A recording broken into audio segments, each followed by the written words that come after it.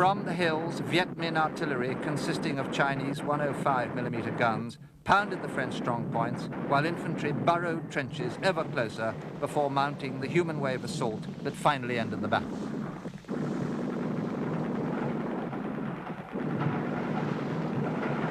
It was a triumphant use of First World War siege tactics to avoid the prohibitive casualties of an open ground assault.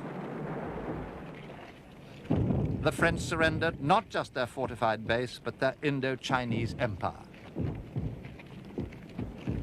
An armistice in Geneva split the country. In the south, a fragile democracy ruled by the Emperor Bao Dai. In the north, a communist state ruled by the Viet Minh leader Ho Chi Minh. The Viet Minh was led by Vo Nguyen Giap, a self-taught general who began his revolutionary war with only 44 men and ended it commanding 22 divisions.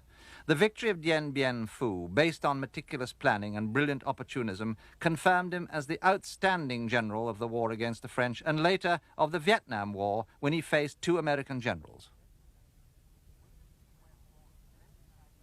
William C. Westmoreland led the United States Military Assistance Command, Vietnam, from 1964. A West Point graduate, his style could be described as aggressive optimism. General Westmoreland had a distinguished Second World War record as an airborne corps commander.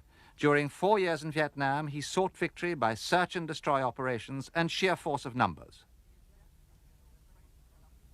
His deputy, General Creighton W. Abrams, succeeded him. A West Point classmate of Westmoreland, General Abrams had a volatile personality, but like his former chief, an equally brilliant war record, this time as an armored corps commander who distrusted paratroop techniques. He faced declining morale at a time when his country was trying hard to get out of the war. The North Vietnamese, rebuilding and regrouping behind the demilitarized zone, sharply increased aid to South Vietnam's Viet Cong guerrillas in the 1960s. The United States now worried that, like Dien Bien Phu and North Vietnam, all the fledgling democracies of Southeast Asia would fall like dominoes to the communists. To stiffen resistance by the Army of the Republic of Vietnam, ARVIN, the United States sent 33 helicopters. The H-21 Shawnees were near obsolete, but they brought air mobility to the conflict for the first time. It was a crucial turning point. The war would never be the same. But ARVIN troops took poor advantage. Few would disembark from hovering helicopters, and when they did land, they milled about, presenting an easy target to enemy forces.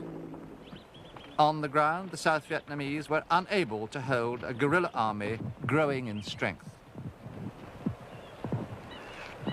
Major efforts like Operation Morning Star either eliminated too few Viet Cong or failed to make contact at all, convincing many Americans that ARVIN was too poorly trained and led for the job.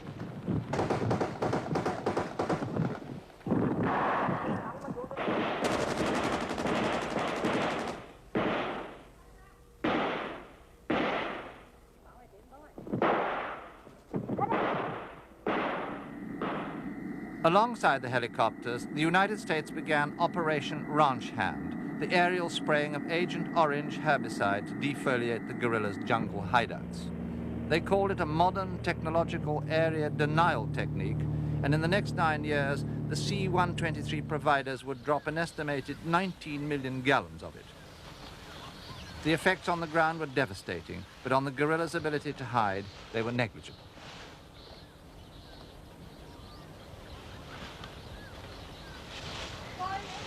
The forced relocation of villagers living in heavily infiltrated areas was a third arm of American policy. They called it pacification. It began with Operation Sunrise. People who'd never seen a helicopter before were airlifted with a few possessions to strategic hamlets, fortified villages specially built to be easily guarded.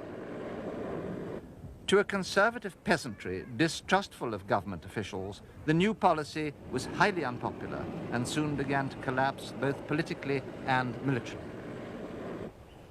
Despite their impressive fortifications, the Viet Cong found the hamlets an easy target for their propaganda.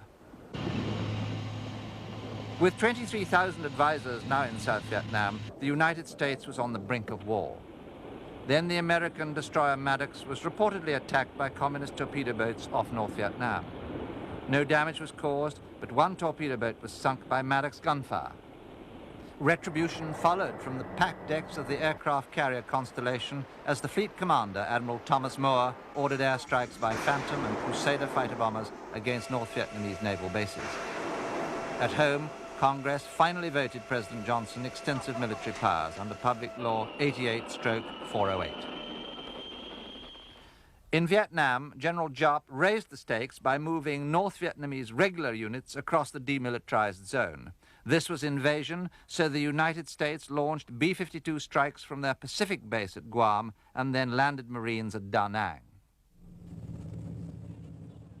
A full brigade came